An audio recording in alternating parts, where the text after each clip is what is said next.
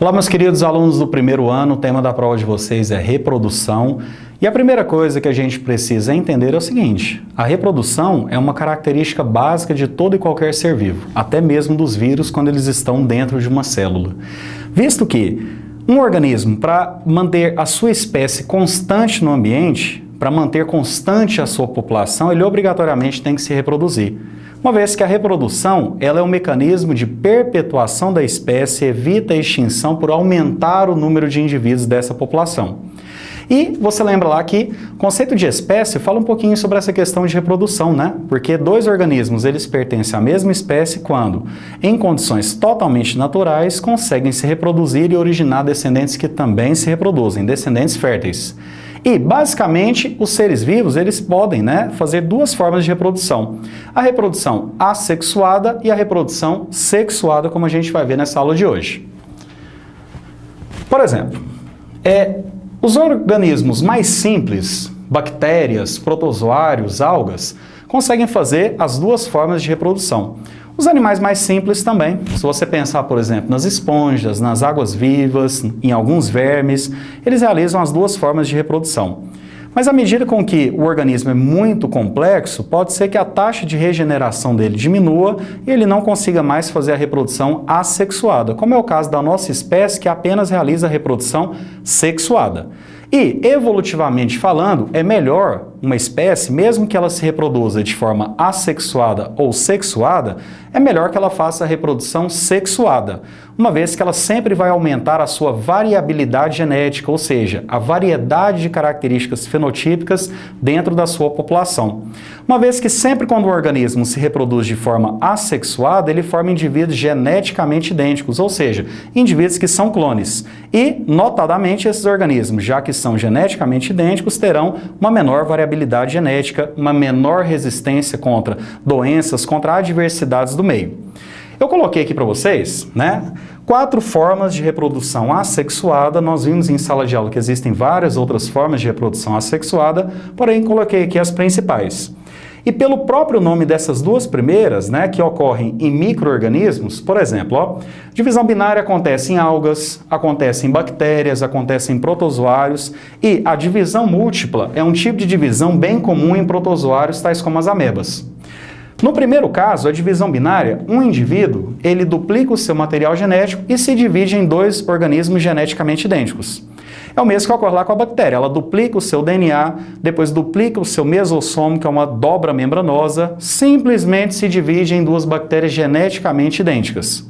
E no caso da divisão múltipla, ocorre algo muito parecido como na divisão binária. No caso da divisão múltipla, um protozoário, tal como uma ameba, simplesmente pode se dividir em vários indivíduos idênticos a ele. Ou seja, aumenta muito mais o número de indivíduos do que se ele se reproduzisse de forma binária. Outra forma interessante, que pode acontecer, por exemplo, em alguns vermes, pode acontecer em estrelas do mar, pode acontecer em águas vivas, é que se o corpo do organismo for fragmentado em 2 metades, essas 2 metades podem se regenerar e dar origem a 2 indivíduos geneticamente idênticos. Porém, lembre-se que apenas organismos simples têm uma alta taxa de regeneração. Agora, outra forma interessante seria o brotamento, que ocorre principalmente em esponjas do mar. Às vezes, no corpo de uma esponja do mar, que tem um corpo formato de vaso, tradicionalmente, pode surgir um broto lateral que se destaca do organismo mãe e constitui um novo indivíduo. Dessa forma, ocorreu, primeiro, o brotamento por sucessivas mitoses, sucessivas divisões celulares, e depois o broto lateral sofreu uma fragmentação. Não se esqueça que, às vezes, um organismo pode ter a regeneração de parte do seu corpo, mas não necessariamente aumentar o número de indivíduos. Sempre quando ele não aumenta o número de indivíduos, isso não pode ser considerado reprodução, uma vez que a reprodução sempre vai aumentar o número de indivíduos dentro da população. Então, a regeneração, ela só constitui, no caso, uma reprodução quando aumenta o número de indivíduos após os fragmentos serem liberados de um organismo animal ou de outro ser que realiza esse processo. Agora, meus queridos, Outra forma de reprodução seria a reprodução sexuada, e sempre nós vamos pensar assim, ó. A reprodução assexuada é aquela que gera clones, indivíduos geneticamente idênticos e não envolve a participação dos gametas. Já a reprodução sexuada, ela vai envolver o encontro de gametas. Por exemplo, ó, em animais nós sabemos que o gameta masculino é o espermatozoide e que o gameta feminino é o óvulo.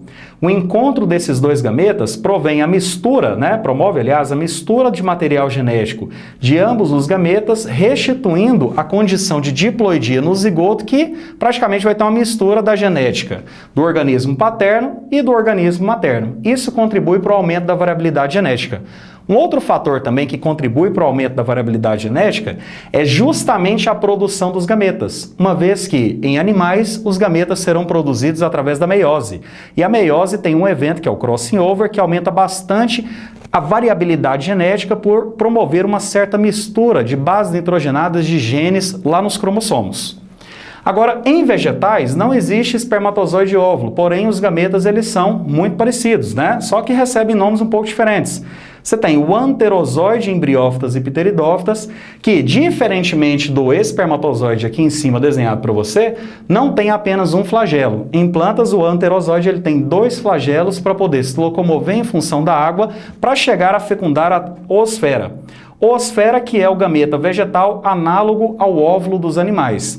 Lembrando que sempre os gametas femininos terão um porte muito maior do que os gametas masculinos, visto que o gameta masculino, na maior parte dos casos, ele contribui apenas com a genética mesmo, enquanto que o gameta feminino, além da genética, contribui com as organelas, tais como mitocôndrias ou outras organelas que o ser tiver.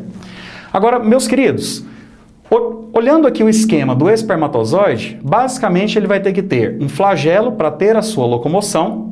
Esse flagelo gasta muita energia para bater. Por isso que, antes do flagelo, existe uma peça intermediária com muitas mitocôndrias que ativamente estão produzindo muita energia para o batimento e locomoção dessa célula. Como é uma célula proveniente de animais e animais são eucariontes, o espermatozoide ele tem também um núcleo.